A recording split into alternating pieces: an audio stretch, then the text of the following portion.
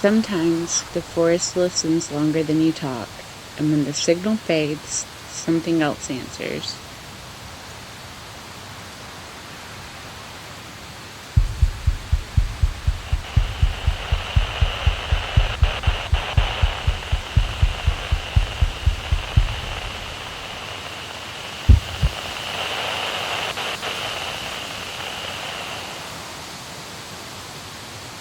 The woods always sound like they're breathing.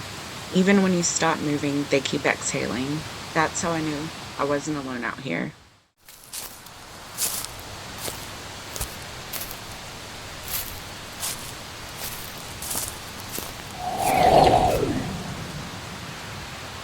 I left the trail before sunset, thinking I could shave a mile off the route back to camp. The map on my phone still showed the red pin for the parking lot, signal 12%. Figured if I just kept walking downhill, I'd hit the creek, follow it west, and be fine. But downhill kept turning, and the light turned faster. The woods out here aren't like parks. There's no hum of traffic, no jet overhead. It's the kind of silence that waits for something to fill it. I started talking to myself to prove I still existed. Hello? Are you there? Okay. Left of the big pine, that's north right, and then nothing. GPS blinked out. The red pin vanished like it was never there.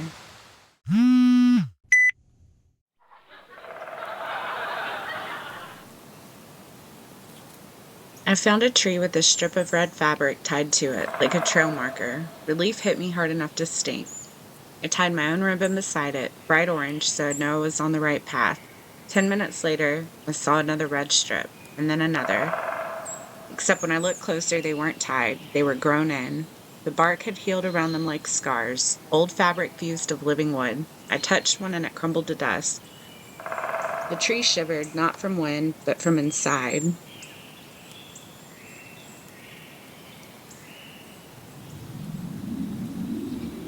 I set the radio we used for camp check-ins. Copy, if you hear me. Static answered, then a voice. Mine. Left at the creek, you're almost there. I froze. That's what I'd said earlier, to myself. You're almost there. I turned to go back the way I came, but the orange ribbons were gone. Every one. Each repeat came closer, clearer. I dropped the radio, but the voice kept going. From the trees now, not the speaker. Left at the creek. Left at the creek.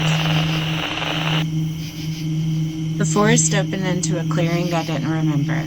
A single lantern burned on a stump, the same make as ours from camp. Next to it, my backpack, same torn strap, same patch, except I was wearing my backpack. I touched it. The zipper moved from the inside. A hand, pale and dirt smeared, slid out first, then an arm, then a shoulder, and then me. Same jacket, same flashlight. I was just a little too dark, a little too patient.